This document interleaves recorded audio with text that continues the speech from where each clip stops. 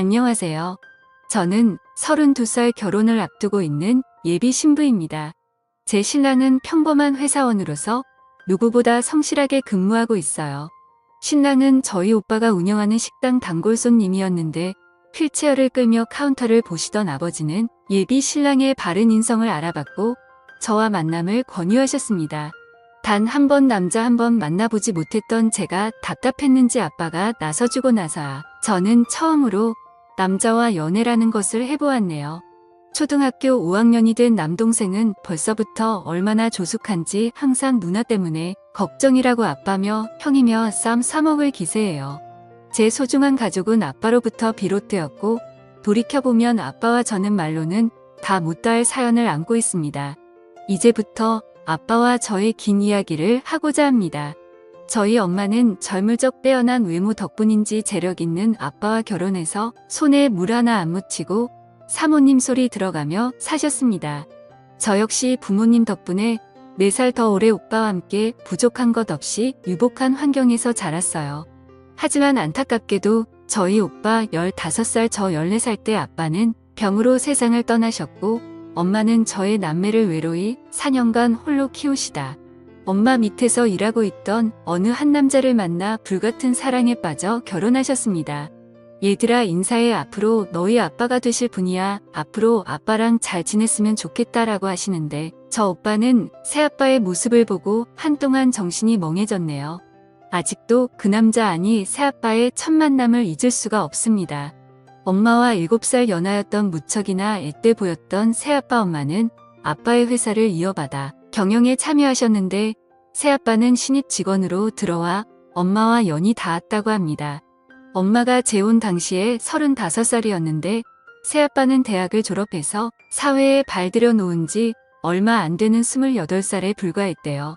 두 사람의 결혼이 알려지자 양가 부모님들은 격한 말들을 쏟아내었고 생각보다 더 반대가 거셌습니다.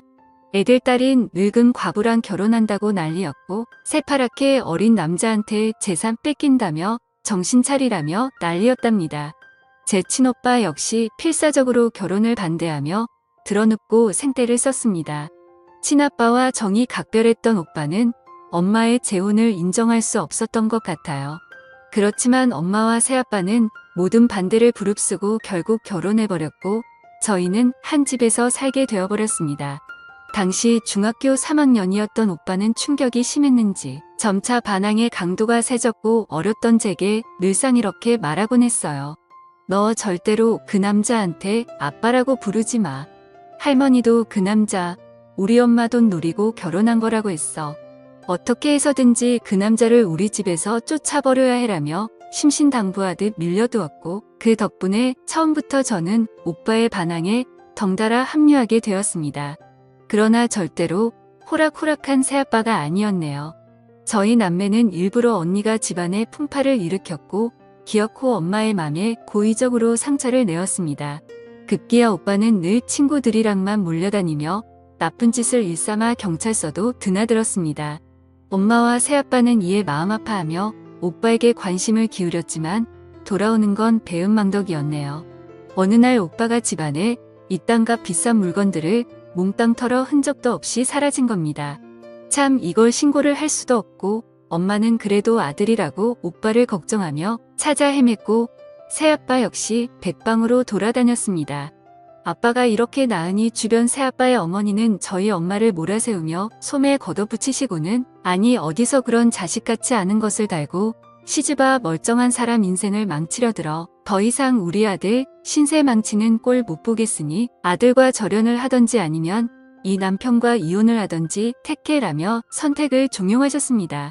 그렇지만 아빠는 꿋꿋하게 그런 친인척들에게 철저하게 가족 일에 상관하지 말라고 했고 오빠를 끝까지 포기하지 않으며 저희 가족 곁에서 머무셨네요.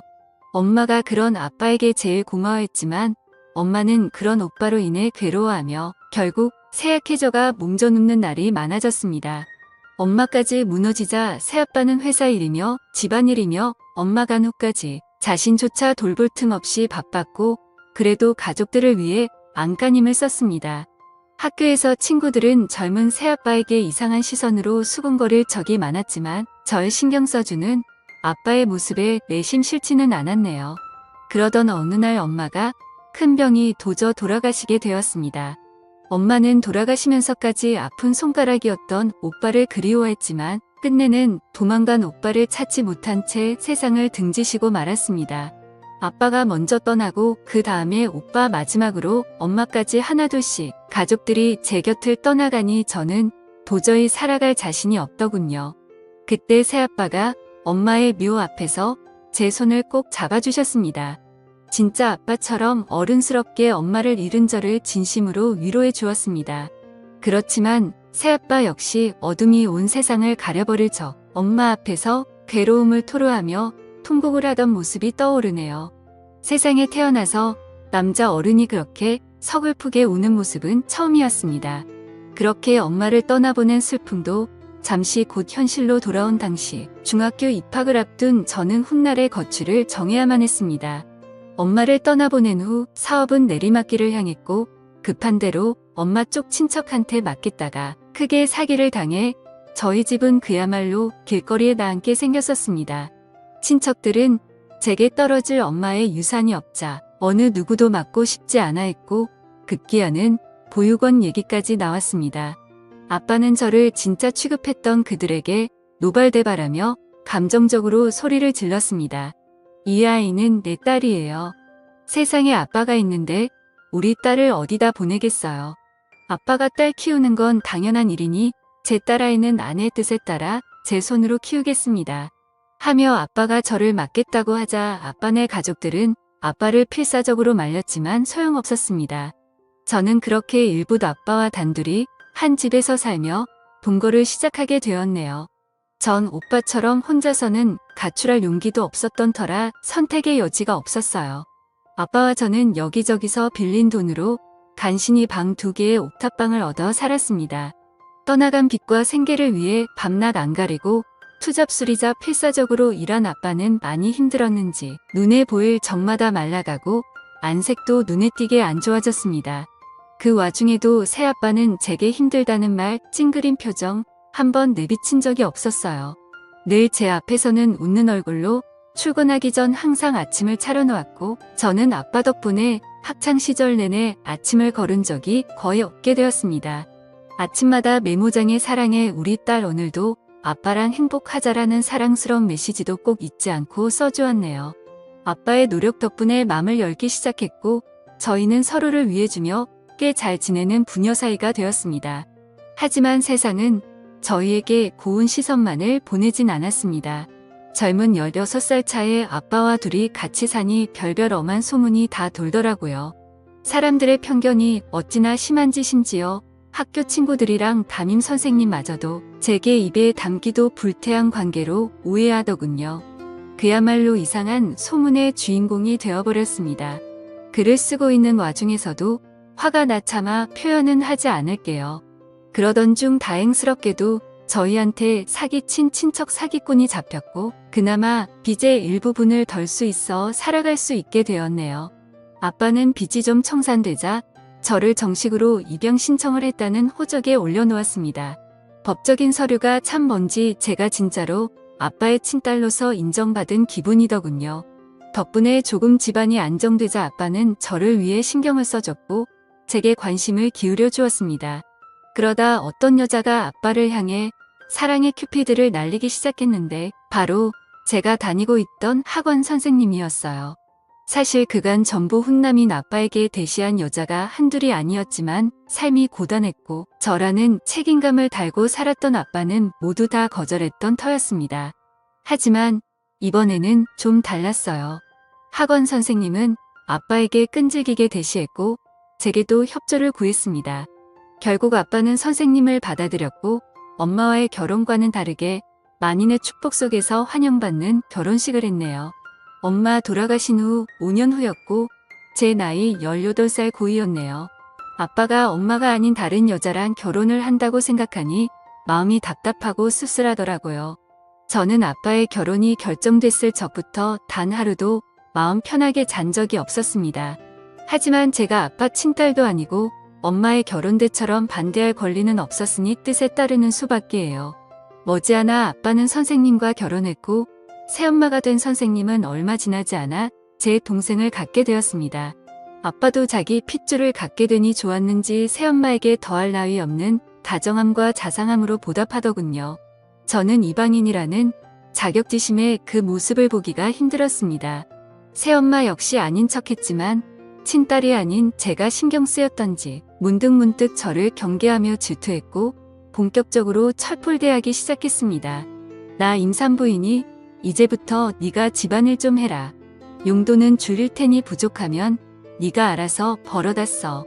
요즘 10대들도 알바하면서 자기 앞다리는 다 한다더라. 얹혀 사는 주제에 그런 염치 정도는 있어야겠지?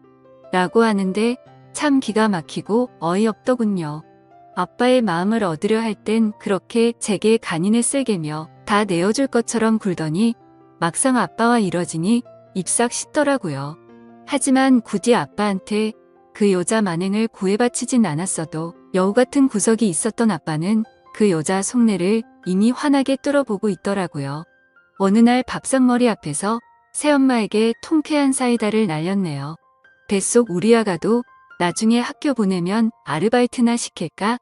요즘 10대들도 알바하면서 다 헛가림 한다잖아. 자식도 따지고 보면 나중에 우리 품 떠날 건데 얹혀 사는 게 맞긴 맞지? 라고 댓글을 해주니 새엄마 얼굴이 울크나 불그락해지며 저를 노려보더라고요. 아빠는 든든한 제 편이 맞았습니다. 제 이방인으로서의 소외감은 아빠가 제 마음을 헤아려주는 것만으로 위로가 되었습니다. 허나 그러던 와중에 운명을 송두리째 바꿔놓는 사건이 터지고 말았어요. 매일 사라졌던 오빠가 장장 몇 년 만에 저희 앞에 모습을 드러낸 겁니다. 20대가 되어버린 오빠의 모습은 참 낯설기만 했어요. 집을 나가 있는 동안 무슨 일이 있었던 건지 온몸에는 상처투성로 휘황찬란한 그림이 그려져 있더군요.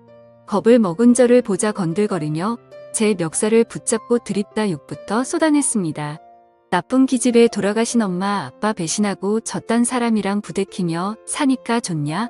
이제는 그 부인하고 애까지 있는 마당에 붙어 살고 싶어. 하늘에 계신 엄마 아빠 보기 부끄럽지도 않냐? 라며 입에 담지도 못할 험한 욕설을 하며 다짜고짜 손을 올리고 절 아프게 하려고 하자. 새아빠가 오빠를 다급히 말리며 절 지키려고 앞으로 막아서더군요. 우리 그래도 가족끼리 이러진 말자. 우리 딸은 아무 잘못 없어. 다 내가 저질러 놓은 일이니 나한테 책임을 돌려. 오빠가 그 앞에 대고 기가 찬 듯 새아빠를 향해 비꼬더군요. 웃기고도 있네. 됐고 우리 엄마가 남긴 그 많은 재산이나 어디 좀 구경해봅시다. 아들로서 정당하게 내 목 챙기러 왔으니까 피차 엄하게 나오지 말고 좀 챙겨주시오. 다고 얘기하자 아빠는 고개를 저으며 오빠에게 사정하듯 말했습니다. 미안하다. 회사가 망하고 사기까지 당해서 빚밖에 남은 게 없다.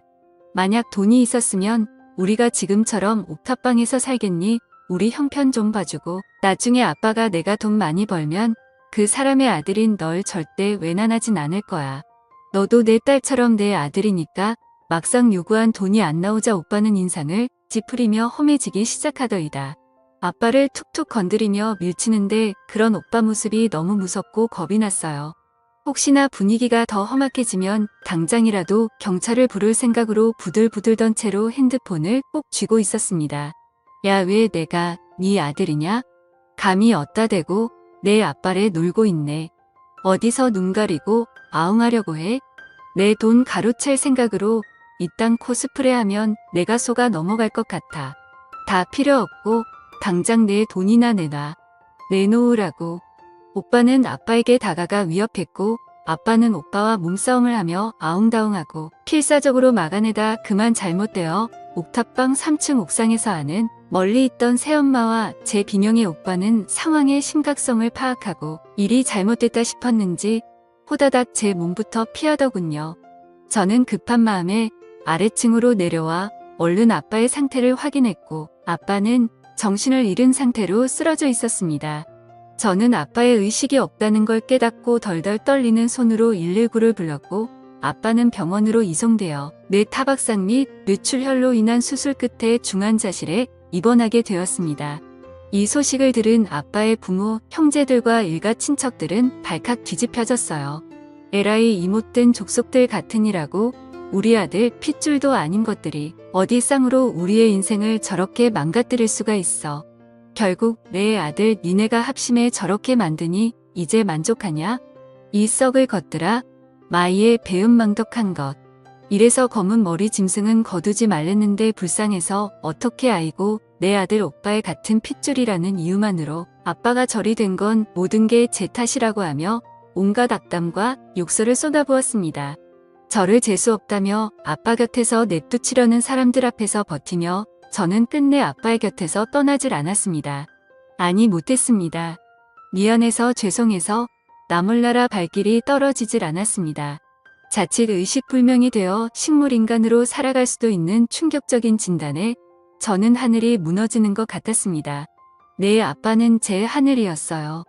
하늘의 존재 없이 저는 살아갈 수가 없었기에 아빠가 더 간절했습니다. 새엄마는 임산부였던 터라 병원 출입이 상가된 탓에 제가 아빠의 보호자임을 자처하고 곁으로 다가섰어요. 중환자실에 입원한 상태로 누워있는 아빠를 보고 울지 않으려 입술을 꽉 깨물었습니다. 떨리는 손으로 아빠의 손을 느껴보니 유난히 차갑더군요. 아빠의 입술이 이 세상 사람처럼 보이질 않았습니다. 언제나 뜨거운 두 손으로 제 손을 어루만지고 어깨를 다독여주던 아빠였는데 믿을 수가 없었습니다. 제게 늘 환한 웃음으로 맞아주던 든든한 제 편이었던 우리 아빠.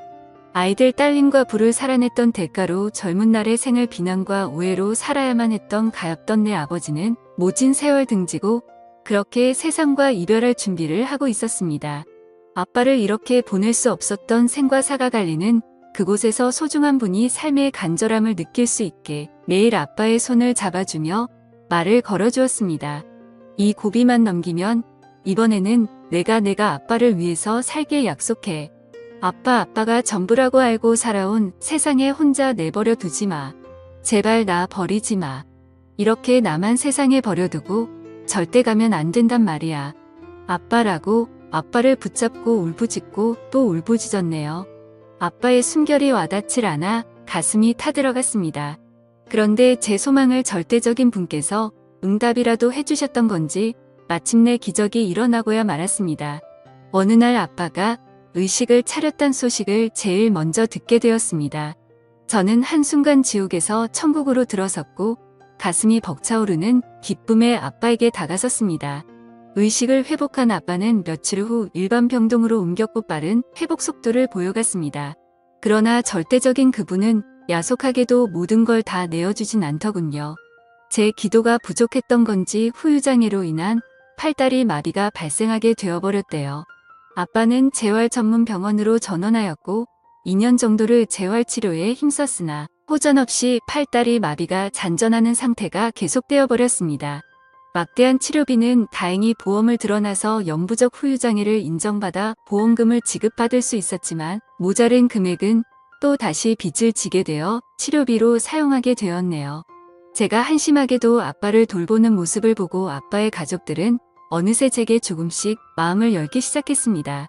제게 힘내라는 말도 해주고 제가 피곤할까봐 싶어 교대로 병간호를 하자는 아빠의 형제들도 있었습니다. 말이라도 고마웠고 그걸로 전 이미 충분했네요. 아빠의 병간호로 인해 학교를 빠지는 시간이 많아져 저는 부득이하게 학교를 그만두고 아빠의 곁에서 시간을 함께 보냈습니다. 아빠는 제가 학업을 중단했다는 소식에 마음 아파했지만 아빠가 제 곁에 있어준 마당에 그가 학업은 아무래도 상관없었습니다. 그 사이 새엄마에게서 제 동생이 태어났고 저는 새 생명을 제 가족으로 맞게 되었네요. 아빠는 아들을 보며 뜨거운 눈물을 흘리더군요.